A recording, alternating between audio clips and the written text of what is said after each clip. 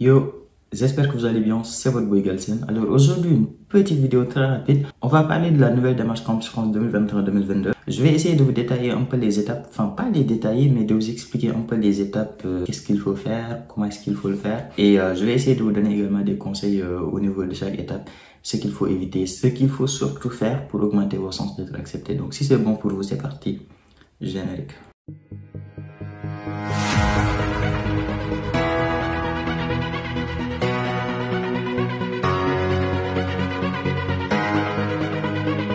Bon, avant de commencer, comme vous le savez, vous êtes 49% à regarder les vidéos et vous n'êtes pas abonné. N'hésitez pas à vous abonner, ça fait toujours plaisir. Je sais que vous n'aimez pas trop cette partie-là où je dis ouais, abonnez-vous, etc. Mais voilà, je le fais parce que voilà, peut-être les gens qui ne sont pas abonnés, ils vont tomber sur cette vidéo et ils vont s'abonner. Et ça fait toujours plaisir. Moi, je vous dis, si ça baisse à moins de 20%, j'arrête d'en parler. Mais tant que c'est à 40% quand même, il faut que je fasse des rappels de temps en temps comme ça. Alors, la première chose à savoir, c'est qu'il y a deux parties pour venir continuer tes études en France. Il y a deux grandes parties à savoir. Tu as la partie Campus France, soit des universités, soit des formations, entretiens, jusqu'à l'obtention d'une acceptation auprès d'une université. Et une fois que tu auras une acceptation, Campus France va prendre ton dossier et va le transférer à l'ambassade, et en ce moment-là, tu vas passer à la deuxième étape, la partie de demande de visa que tu vas faire avec l'ambassade. Donc, c'est deux parties qui n'ont rien à voir. Dans cette vidéo, on va uniquement parler de la partie Campus France parce que la partie demande de visa, ça va commencer au mois de juin. Donc, ça ne sert à rien du tout d'en parler tout de suite. On aura largement le temps de bien le détailler. Donc, aujourd'hui, on va se baser uniquement sur la partie Campus France. Pour la partie Campus France, il y a 5 étapes, 5 grandes étapes à connaître et surtout à bien faire. Toutes les étapes, il n'y a pas une étape plus importante que l'autre. Toutes les étapes sont extrêmement importantes. Il y a des choses que vous devez savoir et surtout que vous devez bien faire si vous voulez augmenter vos chances d'être accepté. J'insiste parce que chaque année, je fais des vidéos sur les erreurs à éviter, sur les choses à faire. Chaque année, tu as des gens qui s'en foutent complètement, qui font ce qu'ils veulent et à la fin de l'année, ils n'ont pas d'acceptation. Ils viennent ici, ouais, à leçon, école privée, à leçon, ça. Bref. On va attaquer. La première étape, c'est la partie création de compte et soit de formation. Ça veut dire quoi? Ça veut dire que tu vas sur ton compte étudiant en France, tu crées ton compte avec ta pièce d'identité ou bien ton passeport. Tu crées ton compte, tu rentres tes informations, nom, prénom, date de naissance, etc. Et ensuite, une fois que ton compte est créé, va sur la partie « Je suis candidat », tu fais ce qu'on appelle le choix des formations.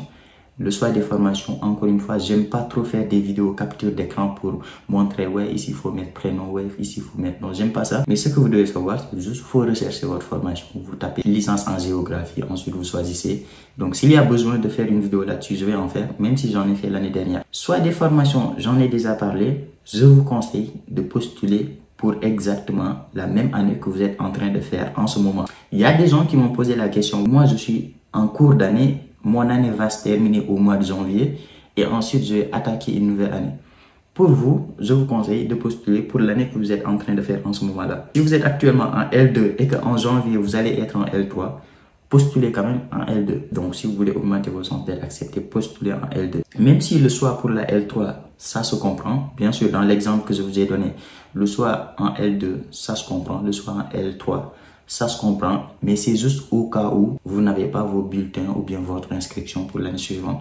Mais si vous êtes sûr et certain que vous aurez votre attestation d'inscription pour janvier ou bien pour décembre, pour l'année qui va arriver après, vous pouvez quand même postuler pour la L3 par exemple, sur l'exemple que je vous ai donné bien sûr. Donc, création de compte, soit de formation.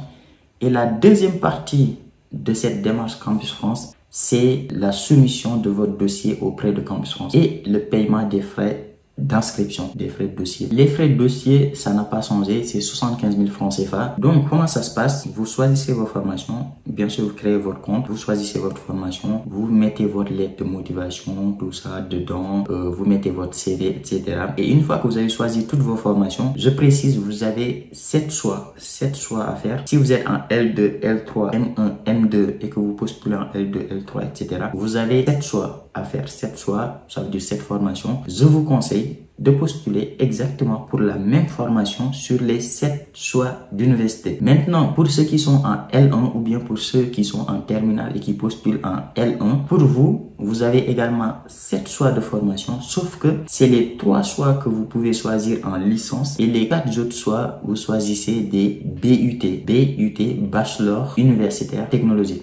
Donc 3 choix en licence et 4 choix en BUT. Donc voilà. Et une fois que vous avez validé votre dossier, Campus France va faire ce qu'on appelle un traitement de dossier. Ils vont étudier ton dossier, ils vont vérifier que il y a tout ce qu'il faut, ils vont contrôler tous tes bulletins, si c'est conforme, si tu n'as pas triché, si tu n'es pas allé faire des falsifications, etc. Et une fois que tout est bon, ils valident ton dossier, ils t'envoient un mail pour te demander de payer les frais de dossier. Donc les frais de dossier, comme je l'ai dit, c'est 75 000 et c'est la seule somme que vous allez payer pendant toute la démarche avec Campus France. C'est la seule somme que vous allez payer. Par contre, si vous passez par des agences, etc., ils vont vous demander beaucoup d'autres sommes. Ils vont vous demander 100 000 francs CFA, 200 000 francs CFA, etc. Donc, vous faites ce que vous voulez, ça, c'est pas mon problème. Une fois que vous avez payé vos frais de dossier, comme je l'ai dit, la première étape, c'est création de compte et soit des formations. La deuxième étape, c'est soumission de votre dossier et paiement des frais de dossier. La troisième étape, c'est l'entretien. Heureusement, depuis 2 ans maintenant, avec le Covid, il y a certaines personnes qui ne vont pas passer l'entretien. Campus France va juste regarder ton dossier et ils vont vérifier si tout est correct. Si c'est correct, ils vont t'envoyer un mail pour te dire que tu n'as pas besoin de passer un entretien. En ce moment-là, tu passes pas d'entretien, tu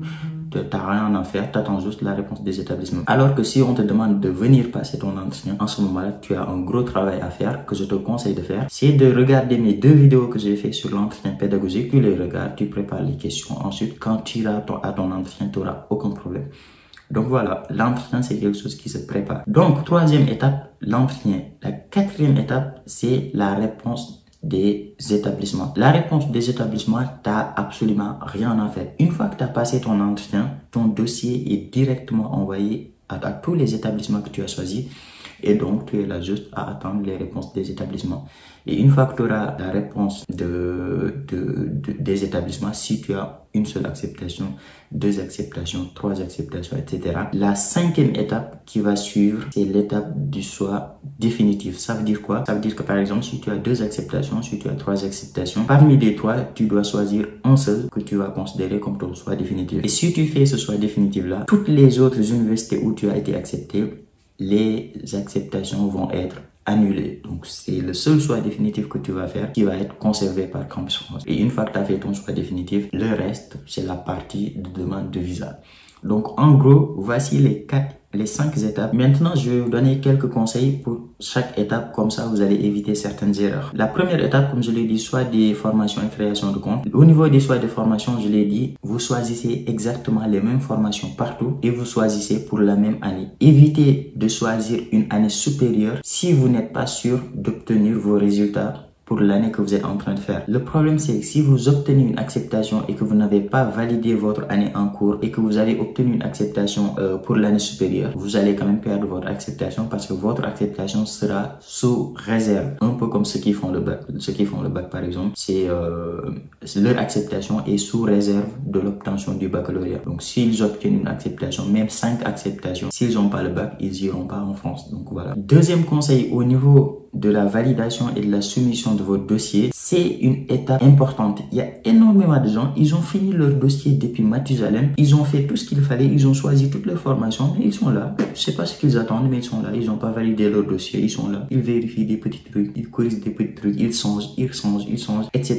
Et du coup, ils sont en retard, alors que plus tu es en retard, plus tu diminues tes chances d'avoir une acceptation, parce que c'est comme ça. Les universités, ils sont pas là à attendre Campus France, ouais, on va attendre Campus France pour donner des réponses. Non, Campus France, dès que tu passes l'entretien, ils envoient ton dossier. Dès que tu passes l'entretien, ils envoient ton dossier. Donc, ceux qui n'ont pas encore passé l'entretien, bah, eux, leur dossier n'est pas encore envoyé. Donc, tu vas être en retard. Peut-être tu vas tomber sur une université qui a atteint sa capacité maximale. Et donc, ils vont plus prendre d'étudiants. Et si ton dossier arrive en retard, bah, ils vont pas le prendre. Et l'année dernière, il y a eu énormément de refus avec motif capacité d'accueil limitée. Donc, si vous avez fait tout ce qu'il faut, si vous avez bien rédigé votre lettre de motivation et que vous avez bien choisi vos universités, ça sert à rien d'attendre très longtemps. Validez votre dossier et avancez. Par contre, je ne dis pas qu'il faut valider n'importe quoi. Parce que si une fois que tu as validé ton dossier, c'est fini, tu ne peux plus le modifier. Donc, faites quand même gaffe à ça. Validez rapidement. mais corrigez bien, regardez bien que tout est bon avant de valider. Parfois, Campus France peut te donner la possibilité de remodifier ton dossier, mais le problème c'est que si tu modifies ton dossier, tu repasses derrière toutes les personnes qui étaient en attente. Donc, imaginons tu modifies ton dossier le 15 décembre. Peut-être que ton dossier va être validé en février, au mois de février. Donc, faites très attention au fait de modifier votre dossier après validation. Donc, faites gaffe à ça. Bon, pour l'étape de paiement des frais d'inscription, c'est pareil que l'étape précédente. Je vous conseille de payer très rapidement. Dès que Campus France vous envoie le mail comme quoi vous pouvez payer vos frais de dossier, allez-y, payez, ça sert à rien d'attendre très longtemps. Pour l'entretien, je vais pas me répéter, je l'ai déjà dit tout à l'heure, c'est une étape cruciale. Si on vous demande de passer un entretien, c'est parce que Campus France a envie de savoir plus sur vous. Et si vous ratez cet entretien, vous pouvez être sûr que vous avez raté complètement toutes vos démarches. Donc l'entretien, c'est quelque chose qui se prépare. Et j'ai déjà fait 2 vidéos là-dessus pour vous expliquer comment ça se passe et vous donner des conseils sur certaines questions. Donc, n'hésitez pas à aller voir ces vidéos-là si vous préparez un entretien. Bon, sinon, pour la réponse des établissements et le choix définitif, il n'y a pas de conseil à donner. C'est attendre. Ensuite, choix définitif, tu choisiras ton choix, tu feras ton choix définitif en fonction de l'université qui t'intéresse le plus. Donc voilà. Juste une dernière chose, quand vous choisissez vos formations, c'est-à-dire vous choisissez également les universités et vous choisissez aussi les villes en même temps. Parce que si tu choisis une formation, tu as choisi l'université où cette formation-là est et tu as choisi la ville où se trouve cette université. Donc faites gaffe quand même quand vous choisissez vos universités et choisissez des villes au moins où vous connaissez des gens, des villes où vous avez quelques connaissances là-bas. Parce qu'après, quand tu vas être accepté là-bas et que tu arrives à la période de demande de visa, ça va être juste compliqué parce qu'on te demande une attestation d'hébergement d'une personne qui habite dans la ville où tu as été accepté. Je ne dis pas qu'il faut choisir uniquement des villes où vous connaissez des gens, mais si vous connaissez des gens dans certaines villes, choisissez ces villes-là, ça peut vous aider énormément quand vous allez arriver à l'étape de demande de visa. Donc voilà, c'est tout pour cette vidéo-là. J'espère que ça vous a plu. Je sais que vous aurez énormément de questions parce que j'ai dit énormément de choses. Dites-le en commentaire, je vais essayer vraiment de répondre parce qu'on est en week-end. Je vais essayer de répondre à tous les commentaires. Donc posez plein de questions en commentaire. Et dites-moi en commentaire sur quel sujet vous voulez que je parle. Et nous, on se dit à très vite pour une nouvelle vidéo. N'oubliez pas les gros likes et abonnez-vous, c'est important.